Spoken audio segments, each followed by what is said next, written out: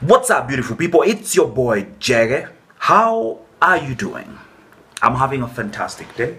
The sun came out and peeped for like 2 seconds. That makes me happy, man.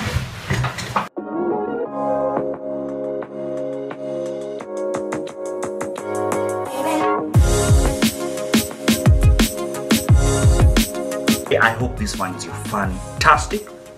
I hope that this finds you at a time in your life where you're hopeful, you're healthy, you're joyful.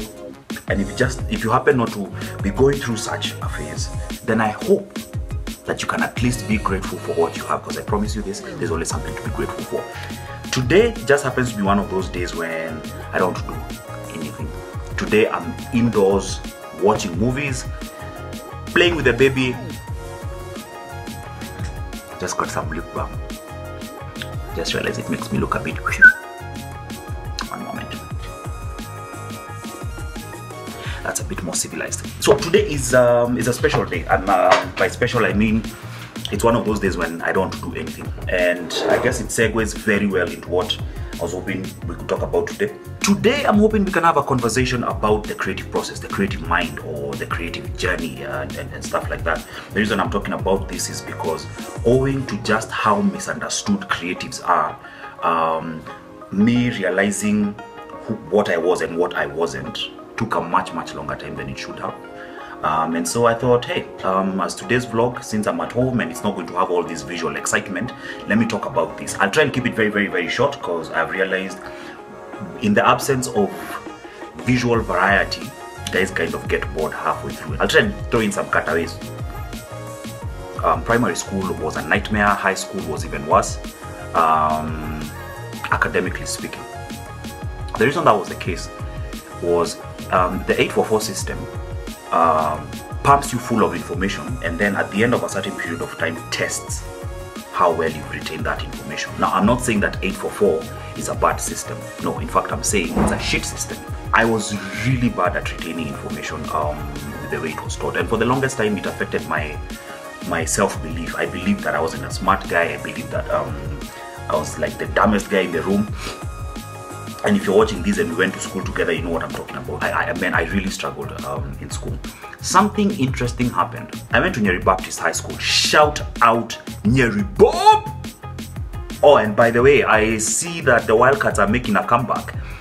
That is freaking amazing. You guys did amazing in the, well, it's not recently concluded, in the last games. I think you guys made it to the national level. That is unbelievable, guys. Just in case you didn't go to Nyeri Bap and you're wondering what this madness is about, Wildcats is a Nyeri Baptist basketball team, and there are two things. I don't know if that has changed, but there are two things that mattered in Nyeri Bap. Learning was a distant third. One, basketball. Basketball was life when I went to Nyeri Bap.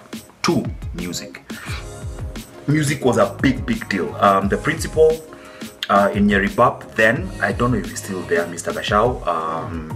Mr. Gashao is a fully fledged engineer. Like, the guy went abroad to study of engineering. So we happened to have two fully fledged recording studios within the school, and that was such a blessing for me, because that's the first time I discovered my ability to write a song and my ability to get up in front of people and share an idea, a creative idea, and actually witness people appreciate it. That was the very first time, and for me that was game changing. My boy and I, my boy Sparks Kericho, just in case you end up watching this at some point, shout out Maze, I hope you are doing fantastic.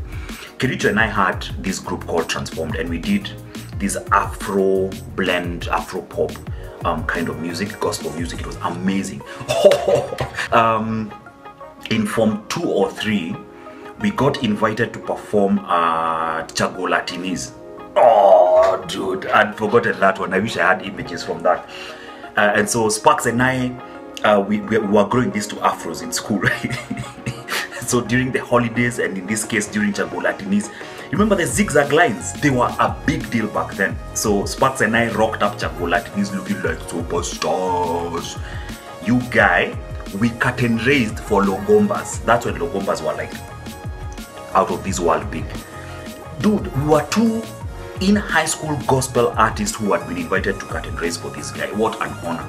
Me and Sparks Kericho, we should get together, Bana. Maybe we should record a jam or two. Good times. Anyway, Nyeri Baptist was the first time I touched on what it means to be a creative. I didn't know that's what it was then, but that's the first time I touched on something that I was really good at.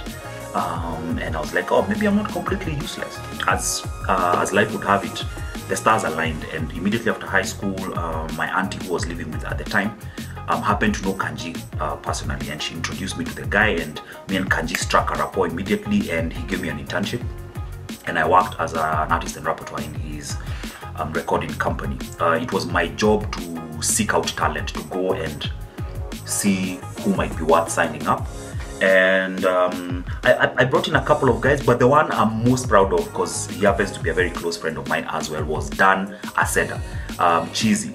I brought Cheesy to Kijiji, and they signed up, and he ended up doing his first album with Kijiji. And shout out Dan. I left Kijiji and found myself in advertising agency world, and I got a job as an intern copywriter. Just in case you don't know this, copywriters are the guys who come up with the concepts for ads. They're the people who write the TV ads you see, or the radio ads you listen to, or the billboards, or the gazette or print ad that you see in the headers and the body copy. Those are conceptualized by a copywriter. That's what I ended up being. It turns out I was pretty decent.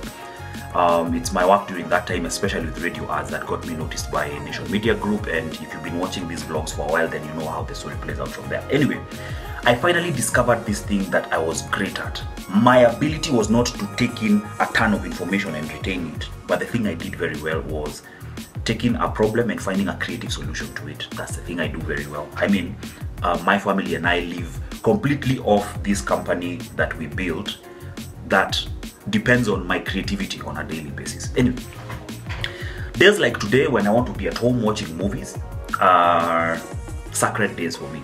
When I'm seated here watching a movie and not really thinking about work is when an idea jumps at me. One already did. I'm going to be sharing this with you next week. If you're watching this, you're a creative, or you have a relative who is a creative and guys don't really seem to understand him, it's okay, the guy's going to be fine. Just let him be. Let him create. I think that was the moral of this story. Yeah. And plus, dude, I was missing you guys. The last 2 weeks I'd been talking to you twice a week.